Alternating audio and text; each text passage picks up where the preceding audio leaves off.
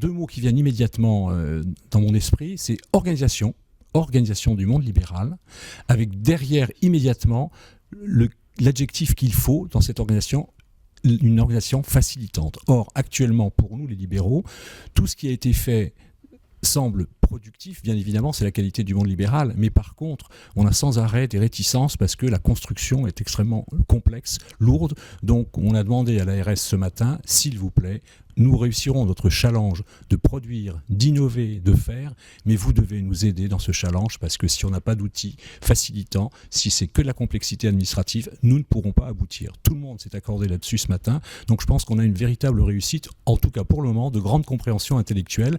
On a entendu l'ARS qui a dit oui, et nous avons dit oui, chacun devra assumer son challenge. Les trois points essentiels, c'est d'abord qu'il y a un vrai problème avec l'hôpital, donc ça, oui, ok. Mais plus que le problème avec l'hôpital, que je ne vais pas déployer parce que tous les confrères le savent, c'est surtout la cohabitation d'un système qui existe et qui est méconnu des confrères parce qu'il a épuisé finalement les libéraux depuis des années. La CRAMIF, les assistantes sociales, tout ce qui s'est effiloché au fur et à mesure du temps a épuisé tout le monde libéral et maintenant finalement, malgré...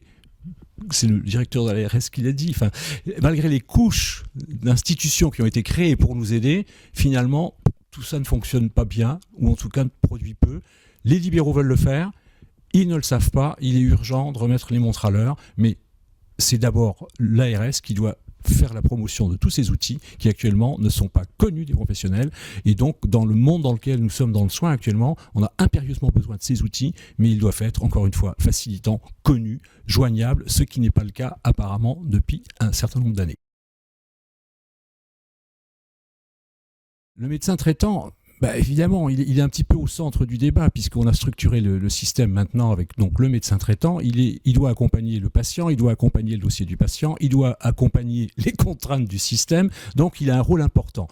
Mais ce n'est pas le seul acteur. La coordination, c'est bien un mot qui veut dire ce qu'il veut dire.